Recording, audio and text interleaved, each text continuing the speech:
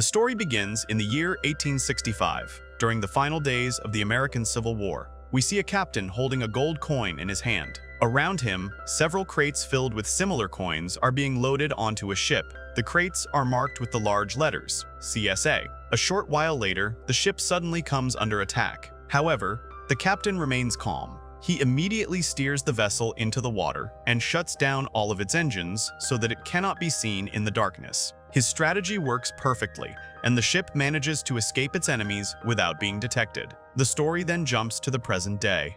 We are now introduced to a city in Africa where a doctor named Sophia is traveling in a van. A strange disease is spreading rapidly throughout the area, and Sophia has been examining patient after patient in an attempt to understand it. When she examines a new patient, she realizes that he is suffering from the same mysterious illness that has affected several others before him. The patient's mother explains that her son recently traveled to Mali with his father, and his condition suddenly worsened after returning home. Hearing this immediately raises Sophia's suspicions. She begins to think that the disease may somehow be connected to Mali. After placing the patient in the van, Sophia informs her superior that 6 similar cases have already been discovered and that they should immediately notify the World Health Organization. However, her superior is not very optimistic. He tells her that such a small number of cases is unlikely to attract any attention or assistance. Sophia insists that she wants to travel to Mali herself and uncover the true source of the disease. Her superior quickly refuses. He explains that an internal war is currently taking place there,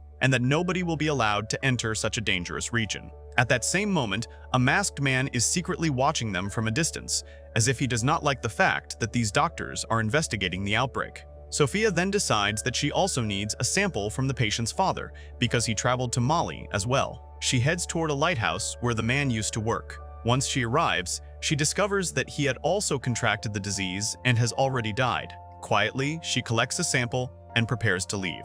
Nearby, a man is operating a boat. Suddenly, the same masked man attacks Sophia. Before he can seriously harm her, the boat operator intervenes and saves her.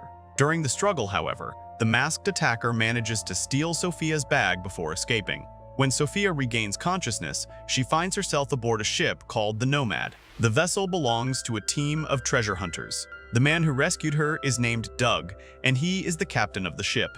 A short time later, Doug emerges from the water carrying a highly valuable statue in his hands. He explains that his team has been searching for the lost CSA ship, but so far, they have found no meaningful clues. At that moment, the ship's owner, Almore, arrives and tells Doug to prepare the treasure because an important museum party is being held that night. Later, Doug attends the event and meets a Nigerian dealer. At the party, the valuable statue is displayed to the guests. It had been recovered from the tomb of an ancient African king. While there, Doug meets the dealer, who shows him a gold coin marked with the letters CSA. The moment Doug sees it, he becomes incredibly excited. This is the treasure he has spent his entire life searching for. Also present at the party is the owner of the mascot company, the organization funding the treasure hunting expedition. Meanwhile, Sophia asks him for help getting access to Mali because of his powerful connections in the region. He warns her that traveling there is extremely dangerous, but promises that he will do what he can to help. At the same time, Doug shows him the CSA coin and explains that it was found by a man in Mali. Doug is convinced that the wreck of the missing ship must also be somewhere in that area. The company owner becomes very excited after hearing this information. He gives Doug and Almore 3 days to travel to Mali and search for evidence. If they find anything useful, a full expedition will be launched afterward. The following day, when they arrive at the harbor, Sophia and Dr. Jack are already waiting for them. Sophia explains that the owner of the mascot company has granted them permission to join the journey. Now the 5 of them set out together for Mali. After arriving, Sophia and Jack head off in one direction to continue investigating the mysterious disease, while Doug and his companions travel to the home of the man who originally discovered the gold coin. Unfortunately, they learn that the man has already died. Their first lead comes to a dead end. However, Doug notices a nearby mosque. He believes that religious sites often preserve old records and historical documents, so the group decides to investigate. Inside, an elderly man searches through ancient papers and eventually reveals an interesting piece of information. Many years ago, a ship arrived at the harbor. However, every person aboard the vessel was already dead. According to the records, the strong river current eventually carried the ship farther downstream. For Doug, this information becomes a major breakthrough. Realizing that they may finally be close to finding the legendary ship, He immediately calls the owner of the mascot company and tells him everything they have discovered. After sharing all the information with the owner of the mascot company, Doug and his team set out toward a city called Gao, which lies farther downstream along the river. As they travel through the river, something unusual catches their attention. They notice a strange red-colored mud sticking to their boat. Doug points out that finding this type of soil in a fast-flowing river is not normal. To him, it suggests that something unusual is happening somewhere nearby, and the discovery immediately puts the group on alert. While they are discussing it, a military patrol boat suddenly appears ahead of them. The soldiers aboard repeatedly question them about the foreign doctors traveling with them. They want to know where the doctors are and why they have come to the country. The reason for this is that Mali's ruler, King Qasim, has already learned that 2 foreign doctors are investigating a mysterious disease within his territory. He fears that if news of the outbreak spreads to the outside world, it could create a major scandal. Because of this, he has ordered his forces to stop the doctors immediately. Listening carefully to the soldiers, Doug realizes that something is very wrong. Pretending not to understand English, he acts confused and suggests that the soldiers tie their boat to his so they can speak more comfortably and understand each other better. The soldiers agree. As soon as the 2 boats are connected with a rope, Doug secretly signals his companions. They suddenly increase the speed of their boat. The violent jolt throws the military boat off balance, causing it to overturn and dump all of the soldiers into the water. Doug immediately cuts the rope, and their boat speeds away. Unfortunately, their troubles are far from over. A short distance ahead, 2 more military boats are already waiting for them. The soldiers aboard begin firing at them. Doug quickly realizes that their boat has no chance of surviving the attack. He tells everyone that they will have to abandon it. Before jumping into the water, they cut open the boat's fuel tank so that fuel begins leaking into the river. Then, they put their plan into action. As the military boats move closer, Doug and his companions dive into the water. The soldiers continue shooting at the abandoned vessel. Moments later, the leaking fuel catches fire. A massive explosion erupts. Both military boats are destroyed in the blast. Doug, James, and Elmore somehow manage to swim to shore. There, they find a small hut and use it as a temporary hiding place. Rudy asks Doug whether they should give up the treasure hunt now that their boat has been destroyed. Doug refuses. He insists that their highest priority is now saving the doctors. He tells Rudy to cross the border and find Elmore while he and James go looking for Sophia and Dr. Jack, who had traveled by a different route. Meanwhile, Sophia and Dr. Jack arrive at a remote village. What they find there is horrifying. Bodies are scattered everywhere throughout the village. It appears that nearly every resident has died from the same disease. An eerie silence hangs over the entire area. Sophia enters one of the houses and discovers multiple corpses lying together inside. After examining them, she realizes that this is the exact same illness that had appeared back in Las Vegas, but here it has spread much more aggressively. The following morning, Sophia and Jack help the remaining villagers bury the dead. It is a heartbreaking scene because so many people have lost their lives to the disease. After the burials are complete, Sophia notices a well near the village. She begins to suspect that the outbreak may somehow be connected to the water supply. To investigate further, she decides to climb down into the well and collect a water sample. As she descends, she suddenly hears Dr. Close. Jack shouting from above, "Military forces have arrived in the village." Sophia immediately starts climbing back up. Before she can reach the top, gunshots echo across the village. The situation turns deadly within seconds. Dr. Jack and many of the villagers are shot and killed. A short time later, a helicopter lands nearby. From it emerges King Qasim himself. He looks furious. Qasim angrily demands to know where the female doctor is, the one who has been investigating the disease. At that moment, Dr. Clash, Jack, who is still barely alive, suddenly fires a shot at Qasim in anger. The ruler survives the attack. Enraged, Qasim immediately orders his soldiers to find the doctor responsible and capture her. At the same time, Sophia remains hidden below, trapped inside the well while the danger above continues to grow. Nearby, Doug and James are secretly watching everything unfold. They are horrified as Qasim's soldiers begin killing the villagers. At that moment, Sophia, who is still hiding inside the well, fires a shot and kills one of Qasim's men, saving Doug from being discovered. Sophia is devastated by the death of her colleague, Dr. Turchi, Jack. However, Doug quickly pulls her out of the well and tells her they need to leave immediately because staying there has become far too dangerous. The 3 of them flee the area, But before they can get very far, they are captured by a group of horsemen and taken before their king, Gatigo. Gatigo demands to know who they are and why they have come there. He orders them to tell the truth. Sophia explains that she is a doctor investigating the mysterious disease spreading throughout the region.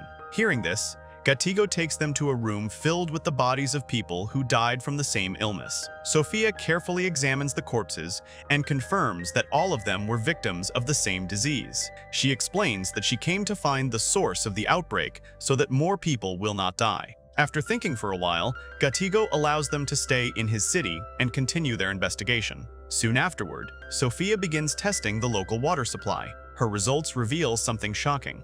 The water has become poisonous. Even more disturbing, the contamination is clearly not natural. Someone has intentionally polluted the water. Sophia shares her findings with Gatigo and explains that they must discover where the poison is coming from. Gatigo agrees and promises to help in any way he can because he wants to protect his people. Meanwhile, James is playing football with some local children. During the game, the ball rolls away, and James follows it to a strange location.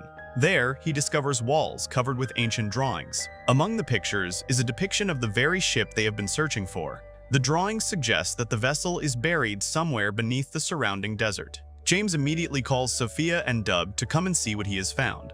When they arrive, the three carefully study the artwork. The ancient drawings clearly show that many years ago, a river once flowed through this area. According to the images, a ship traveled along that river and eventually reached this location. Doug explains that nearly 200 years ago, water must have existed here. Over time, however, the river dried up and the region gradually turned into a desert. Even so, Doug is convinced that the ship is still buried somewhere beneath the ground. The drawings also depict a fortress. This suggests that a fort once stood beside the river. Doug begins connecting the clues. He suspects that the poisoned water responsible for the disease may be coming from the same area. He theorizes that the river may not have disappeared entirely. Instead, underground water channels could still be flowing beneath the desert. If that is true, the contaminated water could be reaching nearby villages and spreading the disease. Determined to investigate further, the group begins tracing the route shown in the ancient drawings. They follow the path where the river once flowed. The journey is long and difficult because the landscape consists of nothing but sand and dry wasteland. After traveling a great distance, they finally spot the same fortress that appeared in the drawings. They climb to the top to get a better view of the surrounding region and decide where to go next. From the fortress, they notice a solar power plant in the distance. Doug immediately recognizes it. It looks like a mascot company facility. The discovery feels strange because there is no obvious reason for such a large installation to exist in such an isolated and deserted area. Doug also notices a train moving toward the plant. The three decide to follow it. Carefully and without drawing attention to themselves, they approach the train and secretly climb aboard. Eventually, the train carries them directly to the facility. Once inside, they proceed cautiously, making sure nobody notices them. Meanwhile, Rudy has finally reached Almore. As he examines his clothes, he notices the same unusual red soil that had earlier been found on their boat in Mali. He sends a sample for testing. When the results come back and Rudy shows them to Almore, he is stunned by what he sees. Back at the plant, Sophia, Doug, and James continue exploring. Before long, they realize that something extremely dangerous is happening there. Because of the intense sunlight in the area, the facility is being used to manufacture a highly toxic and radioactive chemical. Sophia notices workers transporting large containers deep underground. The three quietly follow them to find out where the containers are being taken. After some time, a massive door opens, and the workers descend into a basement. As soon as Sophia, Doug, and James look inside, they are left speechless. The underground storage area contains thousands of tons of toxic and radioactive chemicals that have been stored there for years. Many of the containers are old and deteriorating. Some of them are already leaking dangerous liquid. Sophia immediately understands what is happening. The poisonous material has been seeping into the ground and contaminating the underground waters connected to the Niger River. Millions of people depend on that river for drinking water. And now, the same contamination is spreading through the water supply, which explains why the deadly disease has begun affecting so many people. Meanwhile, Almore and Rudy take the test results to the US Embassy. However, the officials there refuse to believe the report at first because the claims seem far too serious to be true. Back at the plant, Sophia, Doug, and James attempt to escape. Before they can get away, Mascot's men capture them and stop them from leaving. Mascot personally arrives and demands to know what they are doing there and how they discovered the facility. Sophia explains that the operation being conducted at the plant is killing innocent people. She tells him that the chemicals stored in the basement are leaking into the underground water supply and poisoning the people who drink it. At first, Mascot denies everything. He claims that he is not harming anyone and that he is actually trying to dispose of the toxic chemicals safely. However, as Sophia explains the situation in greater detail, Mascot begins to look worried. For the first time, he starts considering the possibility that she might be right and that the consequences could be catastrophic. Meanwhile, Mascot's men tie up Doug and James and load them into a truck. Using his quick thinking, Doug takes out a gold coin and uses it to manipulate the truck's rear lock. The door suddenly swings open, throwing the vehicle off balance. In the confusion, Doug and James manage to separate themselves from the truck and escape. At the same time, Mascot travels to meet King Kasim and informs him about Sophia's accusations that the plant is responsible for making people sick. Kasim's response is chilling.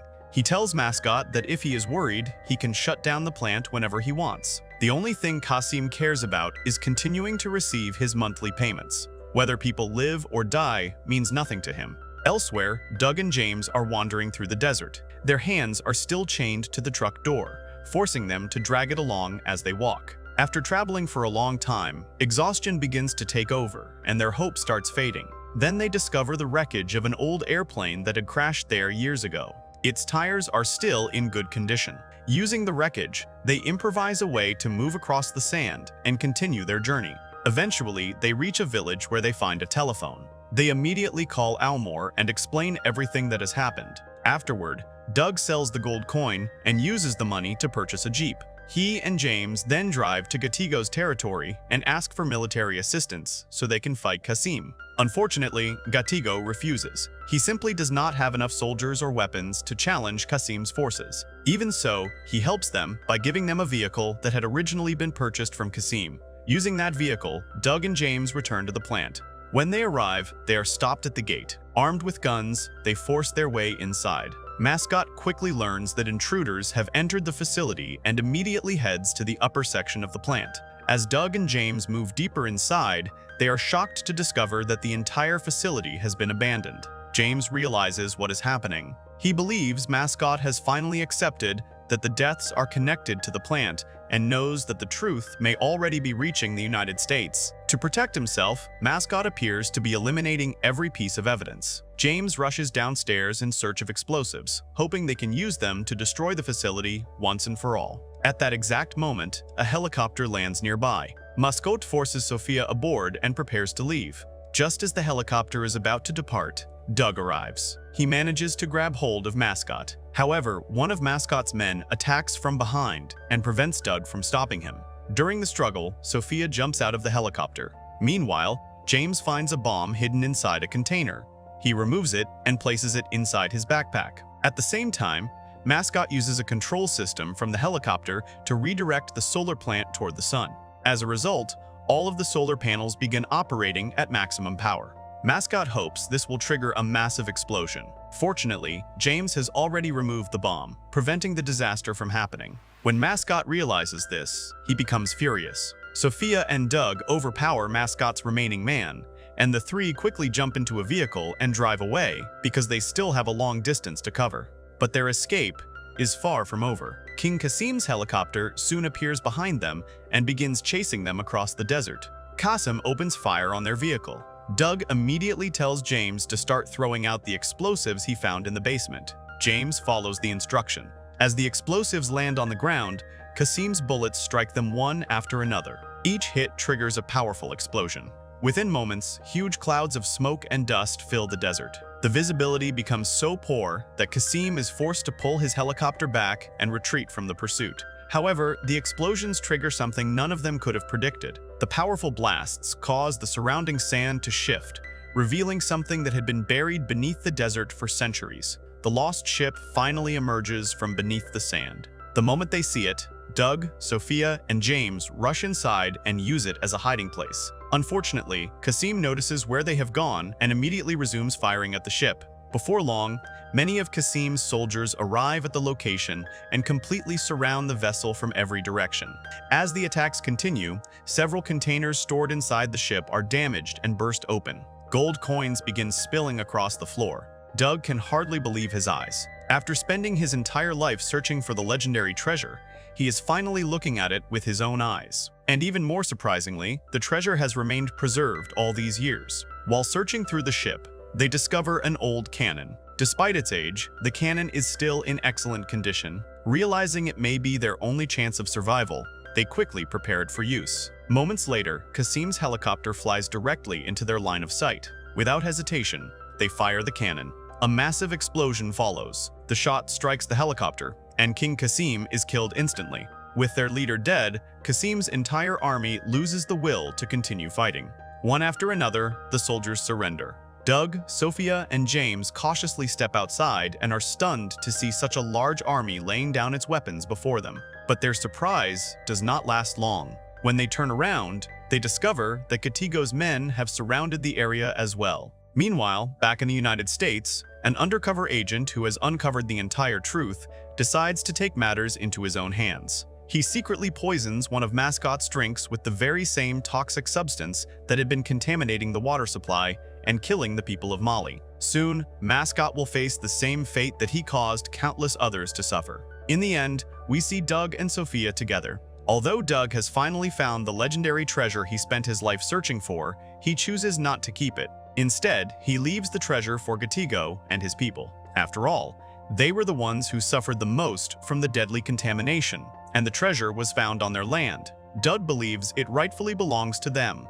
With that decision, the story finally comes to an end. And that's where this incredible adventure comes to an end. From a lost treasure buried beneath the desert, to a deadly conspiracy, a mysterious disease, and an action-packed battle for survival, this movie delivered suspense and excitement from start to finish. Now we want to hear from you. How was your experience watching this story? If you enjoyed the recap, simply comment YES below and let us know your favorite part of the movie. Let's set a target of 1,000 likes on this video. If you enjoyed the story, make sure to like the video, share it with your friends, and subscribe to the channel for more amazing movie recaps and story explanations every week. Also, don't forget to press the notification bell so you never miss any future uploads. Thank you so much for watching, and we'll see you in the next amazing movie recap.